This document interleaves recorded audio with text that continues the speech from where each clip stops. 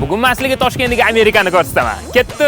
Bu joyda amerikanskiy fast foodlarni manomiga yetkazib tayyorlashar ekan. O'sha hammaga mashhur smash burger deysizmi? Steak burgermi? Cheesesteaklarning nechidir xili. Xullas vibur ko'p. Biz o'zimizga 2 xil cheesesteak etdik. Bittasi molli eng yumshoq joyi bonfiledan, bittasi ribaydan tayyorlangan. Ribayga mozzarella, bonga bo'lsa cheddar sir quyib berishadi. Ko'rinishdan ikkalasi ham meni yegin deyapti. Sirlarning cho'zilishiga nechi? O'zi ham patologga qarab ketyapti-yu. Mazasi shunchaki ko'p. Go'sht, sabzavot va mozzarella siri bir-biri bilan zo'r sachitanga bo'lgan. Cho'zilish kerak emas, sizlar cheddarli variantini olishingiz mumkin. Bizda unisini Sardor yeb ko'rdi. Burgerlardan bo'lsa bitta smash burger va tovuqli burgerdan etdik. Smashchi go'shtlari sifatli, o'zi ham sochni pishgan. Nonlari bo'lsa alohida mavzu. Yeganda og'izda yuvib bo'lib ketar ekan. Tovuqli burger qanaqaligini ham ko'rinishini o'zi aytib turibdi. Umumiy narxlarni ham ko'rishingiz mumkin. Yana bitta har xil snacklar deysizlarmi, salatlarmi va ichimliklar ham assortiment katta. Muzday ichimliklarni shunaqa banachkaga qilib berishar ekan. Sabab ketishga ham ancha qulay. O'tiradigan joylari ham приятный. Bemalol oilaviy kelishingiz mumkin. Adres Yo'lmun 1-etaj. Fontan atrofidagi mostning yonida. Cheesesteak. Videoni sizga erish kerak bo'lgan odamga ham yuborib qo'yamiz. Aniq lokatsiya Telegram kanalda.